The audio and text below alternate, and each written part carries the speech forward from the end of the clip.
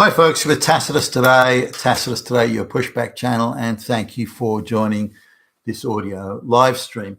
In this essay, I'd like to talk about the issue that was raised by the President or the United States chapter of the Anti-Defamation League, which is a Jewish organization, Jonathan Greenblatt, and he asserted that, and I haven't got my notes in front of me here, but somewhere between 2 and 3 billion people in the world, this is according to Mr. Greenblatt, engage in hatred of Jews. Now, the definition that he used for hatred, how that number was arrived at is a little bit nebulous, but you know, this is the claim. Now, whether you want to write it off as hysterical nonsense or a super ginning up of the facts, or how you want to sort of portray it or interpret it. This is the claim that they're running with. Now, Mr. Greenblatt's not the only activist in the Jewish cause, by the way, strident though he is.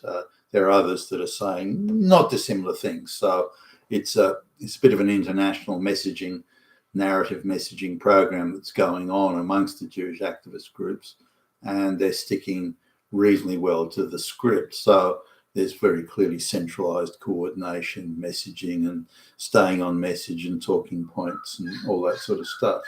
Now, I don't know if it is accurate or not, and without knowing what the definition of hate is. For example, if you disagrely with any Jewish position, Israeli position on the Palestine question, does that make you a Jew hater? You know, that's rather a stretch, I would think. But how, to what extent are they incorporating that? The Jewish activist groups, to what extent are they incorporating positions such as that? They're very keen to push the idea that Jewish hate or hatred of Jews, antisemitism, is everywhere you look. And Hitler is everywhere you look as well. And another Hitler is always just around the corner. They're very keen to push this perspective, so we can assume they're very, very motivated to gin up the numbers to the max. Just as an interesting aside, I had a meeting some time ago with a guy who I didn't know I only had his first name. A guy who came to a meeting and that I had, and he walked into the room, and he could have been Mr. Greenblatt's twin brother. The look at me, he was exactly, like, wow, I even thought, good, wow, it's Jonathan Greenblatt just walking in the room. So his twin brother, he's Jewish, and he had that he had that same sort of angry, irritable, pugnacious, defensive sort of way of talking that Greenblatt does.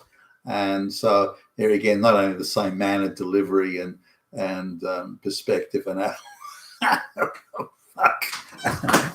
and he's not a member, as I understand it, he's not a member of any activist groups. But gee whiz, I think he's missed his calling, this guy. But coming back to the issue of is Jew hatred, as Mr. Greenblatt asserts, is it at some high point, and it's never been this bad before, and so on. Now, I think the reality is that Jewish activist groups are just jockeying for prime position for claims of victimhood.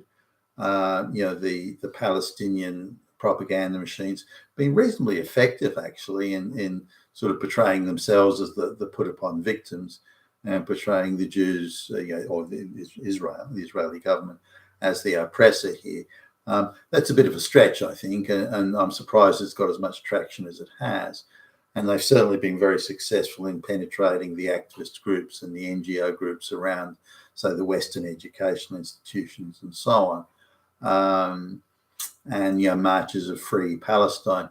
Similarly, in Western countries, Australia included, the Free Palestine and I Support Palestine marches have been quite heartily supported by the government and the institutions and so on. And if you want to have a White Australia march or something like that, they'd shut it down in seconds. But you want to have the Free Palestine march, then pretty much the entire body politic, and certainly the publicly funded institutions are really all behind it in support of it. So I think the Jewish activists would argue they're losing control of the narrative, and they're not able to portray themselves as the victims anymore, which is their prime trading currency. We're victims. Look what the Nazis did to us, and that's their claim to oppressed victim status, and they have to be given special privilege status because of that. But they're losing that narrative for two reasons. I think time is one. You know, the World War II and the Nazi regime. You know, it might be long for it's 100 years ago, and anyone that knows it or was any part of it is dead, or maybe not one or two left, but they're going to be long dead by that time. So how do you keep those things alive? Now, there are Jewish people today who are in their 20s or 30s, and they say, yeah, my great-grandfather died in the Holocaust. Yeah, does that give them special victim status today? Now, you can ask questions like, well, did you know your great-grandfather? Oh, no. Were you alive when that? Oh, no. Well, were your parents alive when that? No, actually, they weren't either. So what is your claim to victimhood status, as in derived from the Holocaust? Yeah. Oh, well, yeah, okay. Don't ask difficult questions. What, are you Hitler? Yeah. So you can have some interesting conversations there, but keeping the victimhood status alive is very much a central part of the Jewish activist sort of narrative and their mission. I would argue, in my view, this is my opinion, of course. And Mr. Greenblatt is employed, I would argue again, in my view, to keep that flame of victimhood and persecution very raw and very alive. And they're losing that narrative. They're losing the victim status, and they're even acquiring the status of being the oppressor, which is kind of not where they want to be. So how do you rejig, reframe the narrative of victimhood? And say, well, that's it. One of every three people in the world hates Jews. So there you go. I mean, we're the victims here, not them. And I see the framing. Now, just going back sort of over time, this idea that it's only since the 1960s or something like that the Jewish activist groups have kept records or notations of what they view as anti-Semitic behaviour. This could be ranging from, say, attacks on synagogues, say, spray painting slogans on them, or acts of vandalism against Jewish businesses or places of worship, or what they would perceive as anti-Jewish behaviour, such as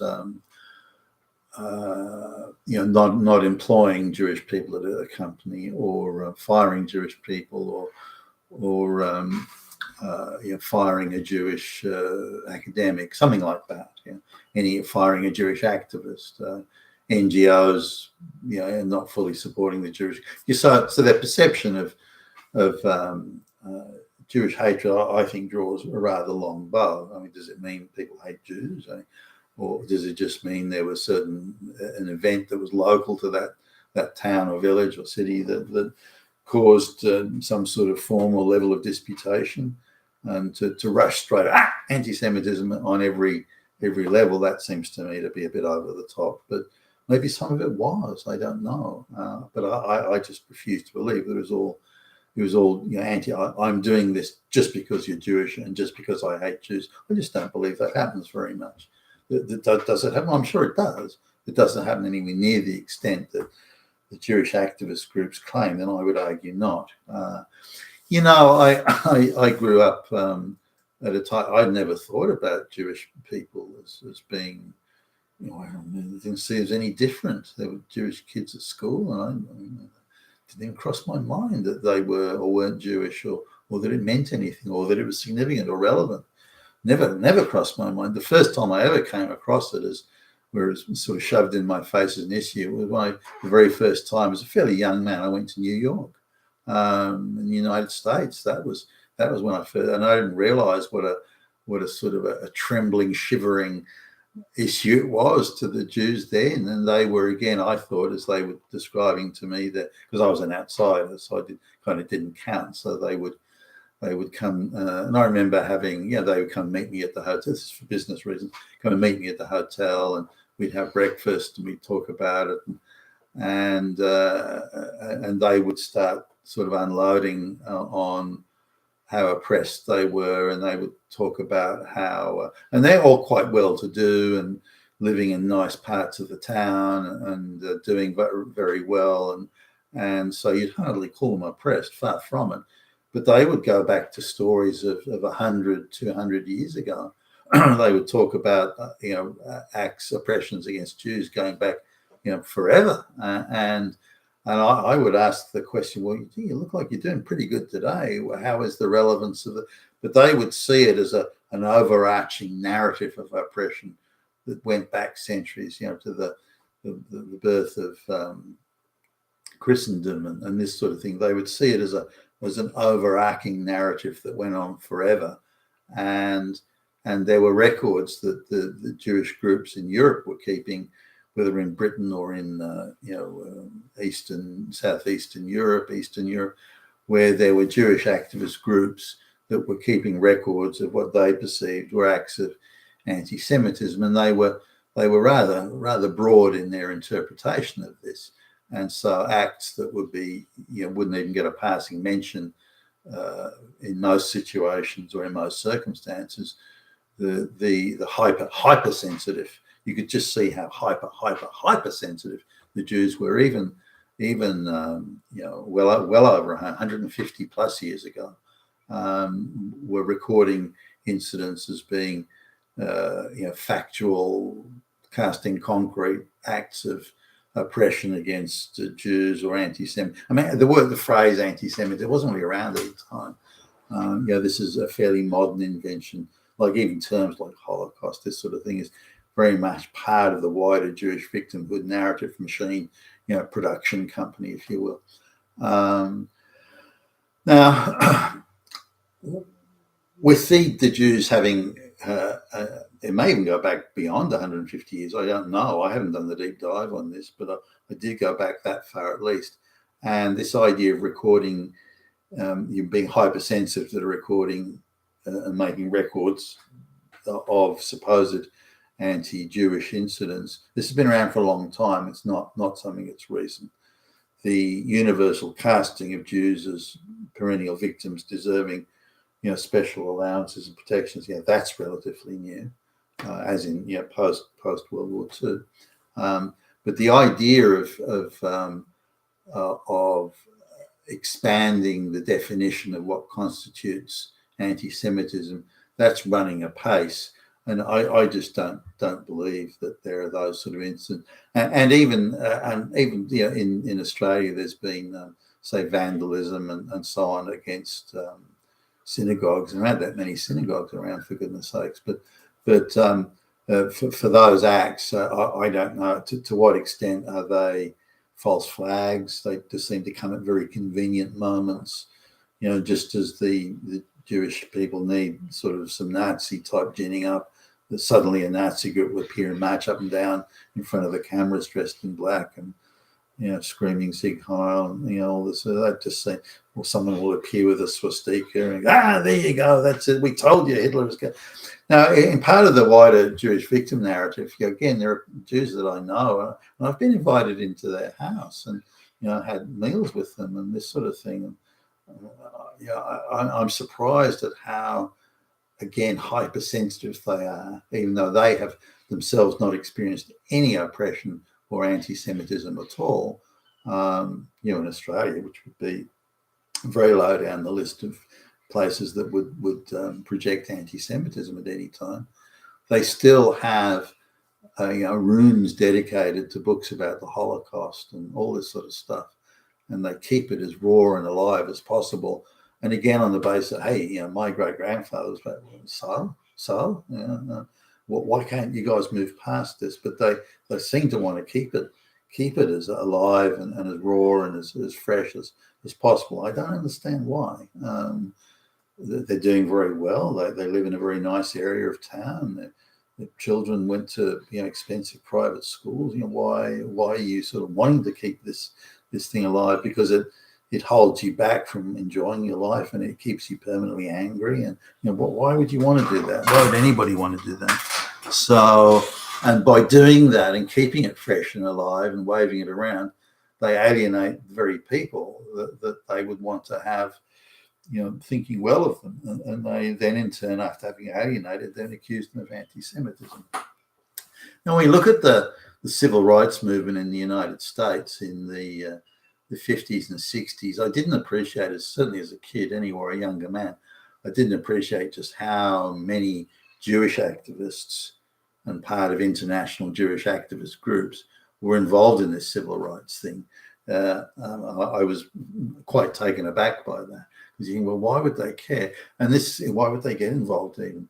And this was part of the wider thing of, well, this is helping the blacks and so on. If we support civil rights and social justice in this context, then we destroy the social cohesion of the Gentiles, and then they in turn will be less threatening to us, and that would bring us closer to this imagined utopia where everybody's equal, but where Jewish people would be the moral custodians. And this also feeds back and forth into a wider narrative. But coming to the material point of this is my summing up. With the importing of so many Islamic people who are unfriendly to the Jewish position, with importing so many Islamic people into the West, then this is creating a natural momentum that is, I wouldn't argue anti-Jewish necessarily, although there is that, but I would argue that this is causing a reduction in sympathy for the Jewish activist narrative, and especially as this now flips the narrative to say, well, the Palestinians are the victims, you guys are the oppressors. So it's this reduction of the narrative, this limiting of the victimhood claim that has been so successful for the international Jewish groups, that's now being undermined. So they're trying to revisit this and say, how can we regain control of that victim narrative? And I don't think they will, particularly given they've got to be unusually creative in thinking up ways in which they can reconfirm and reestablish the supremacy of their own victimhood. And I don't believe and I don't believe this Jewish hatred exists. As I say, I never even came across it until I went to North America and in New York. Even in somewhere like, I don't know, Austin, Texas, or anything like that, I never came across it. It's something that's uniquely around the northeast of the United States, where the Russian Jewish activist Marxist emigres came from Russia. It's almost exclusively tied up around that area. You've been with Tacitus today, your Pushback channel, and thank you for listening.